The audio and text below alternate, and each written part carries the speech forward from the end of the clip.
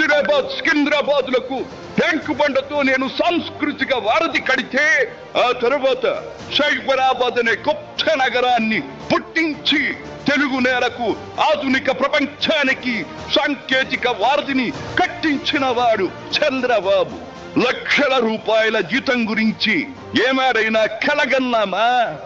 దాన్ని సాధ్యం చేసింది నా తెలుగుదేశం ప్రభుత్వమే అని చెప్పడానికి నాకు గర్వకారణంగా ఉంది. డ్వాక్రా సంఘాలతో నా ఆడపడుచులు సాధించిన ఆర్థిక స్వాతంత్ర్యం చూసి నాకు సంతృప్తిగా ఉంది.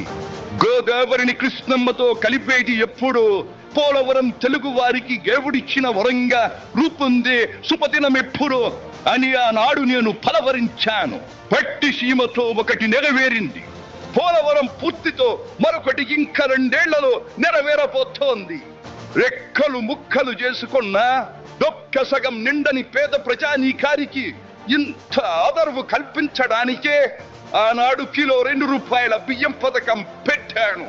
అటువంటిది P4 కార్యక్రమంతో పేదకు పేదరికం నుండి విముక్తిని కలిగించి బంగారు కుటుంబంగా తీర్చిదిద్దే చంద్రబాబు ప్రణాళిక అహో అద్భుతం, మహాద్భుతం.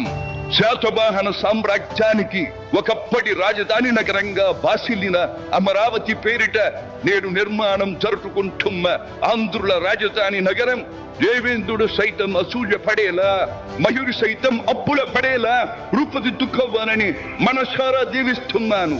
క్రమశిక్షణాపూరితమైన అభ్యుదయ సమాజ నిర్మాణ శక్తిగా యువతను మలచడం కోసం ఆనాడు నేను కలను కన్నాను. యువగణానికి ప్రాధాన్యమిచ్చి యువశక్తికి పదును పెట్టి నా కలను నేడు తీరుస్తున్నాడు నా మనవడు లోకేష్. అంతేకాదు, అధికారానికి సరైన నిర్వచనం మానవ సేవ అని ఆనాడు నేను పాటించిన నియమాన్ని నేడు గతంలో ఆచరించి పార్టీ కార్యకర్తకైనా సాధారణ పౌరుడికైనా అండగా నిలుస్తూ నా వారసత్వానికి వన్నెదిస్తున్నాడు లోకేష్. గగనసీమ నుండి ఇది చూసి అయ్యారే ఫలా ఫలా మనవడా ఫలా అని మురిసిపోతోంది నా మనస్సు. ఈ దేశం మనది, దేశ సమైక్యతే మా సిద్ధాంతం, మా రాష్ట్రాభివృద్ధే మా దేశాభివృద్ధే మా లక్ష్యం అంటూ ఆనాడు నిత్యం నినదించేవాడి. ఈనాటి వికసిత భారత్, వికసిత ఆంధ్రప్రదేశ్ గురించి వింటుంటే ఇదే కదా నేను కోరుకున్నది అనిపిస్తోంది. చివరిగా ఒక్క మాట, చెరుగు నేల నలు చెరుగుల పాడి పంటలతో పారిశ్రామిక వికాసంతో పరవశించాలని, తెలుగులాట ప్రతి ఇంట నిత్య వసంతాలు చెందాలని, ప్రజల కోసం అంకిత భావంతో ప్రభుత్వం చేస్తున్న కృషి ఫలితం కావాలని ఆకాంక్షిస్తున్నాను. సెలవు. సర్వే జన సుఖినో భవంతు.